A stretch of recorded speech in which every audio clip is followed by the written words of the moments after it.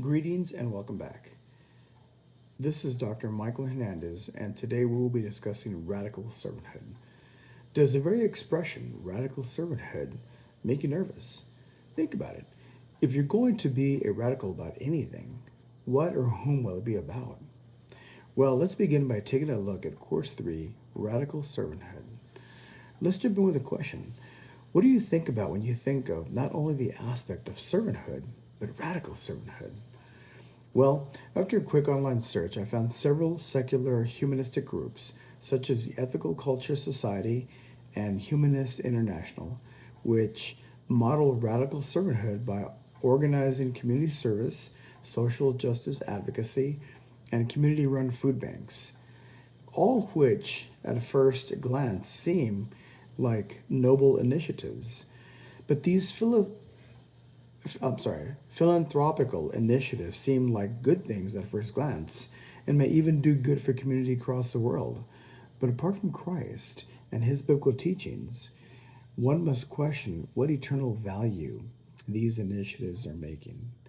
Well, upon examining another example, we needn't go further than World War II to think about the Japanese kamikaze in their quest to complete the ultimate sacrifice, maximum damage to the enemy, done with duty and honor and joyful sacrifice. Well, as it applies to leadership, organizational goals often come with a price as well, be it an 80-hour work week, compromised relationships, or even health conditions, all in the name of organizational goals, professional gain, and financial rewards. So, we must ask ourselves, where is the line drawn between servanthood and radical servanthood?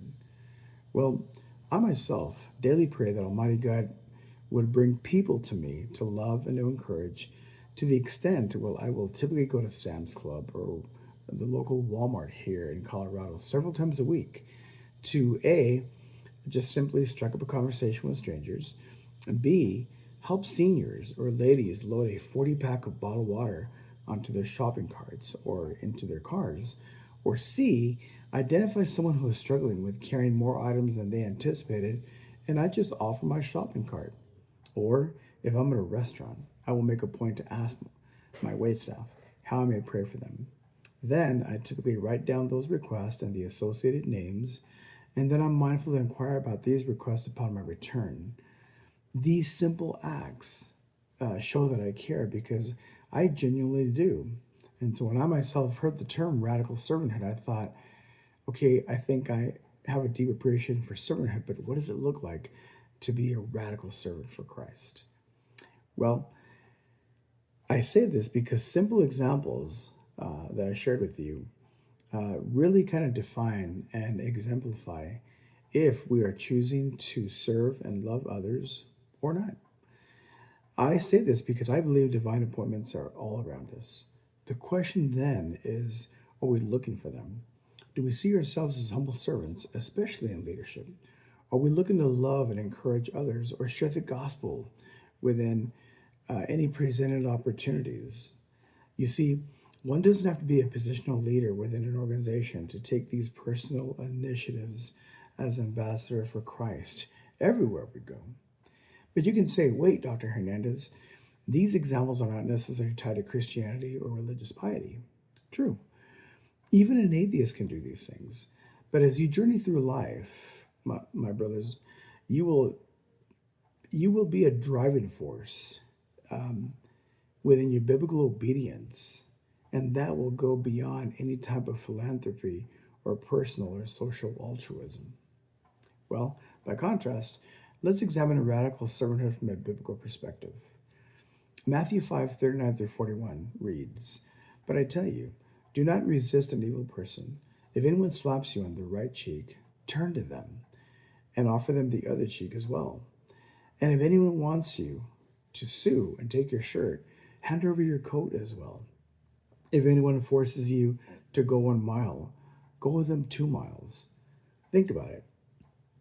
11 of the 12 apostles, save John, were martyred, having suffered violent deaths for the sake of Jesus Christ. Might that be an example of radical servanthood?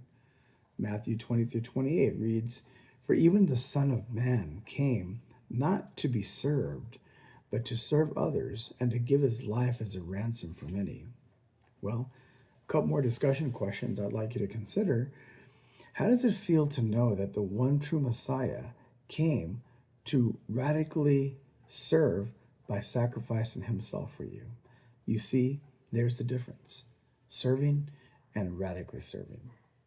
Another question is, whom or what are you radically serving? Are you radically serving at your job, your marriage? How about church? How about your children? Most people, upon answering this question, really have to admit that really it's a very rare individual who is radically doing anything. And the last question is, in being honest, are you radically serving Jesus Christ? If so, what is that looking like? That is, what are you doing and or what could you be doing in order to serve in this way? Luke 9:23 through 26 reads, "Whoever wants to be my disciple must deny themselves and take up their cross daily and follow me. For whoever wants to save their life will lose it, but whoever loses their life for me will save it. What good is it for someone to gain the whole world and yet forfeit his soul? Whoever is ashamed of me and my words, the Son of Man will be ashamed of them when it comes in his glory, in the glory of the Father and the holy angels." You see, in closing, all of this, all that we hold together, all that we hold dear, all that we value is all temporary. So, in closing, although you may struggle to deny yourself, we all do, we're all imperfect. Remember that doing so is a lifelong process which entails wisdom, humility, and a holy desire to glorify God. Well, until next time, my brothers, God bless you.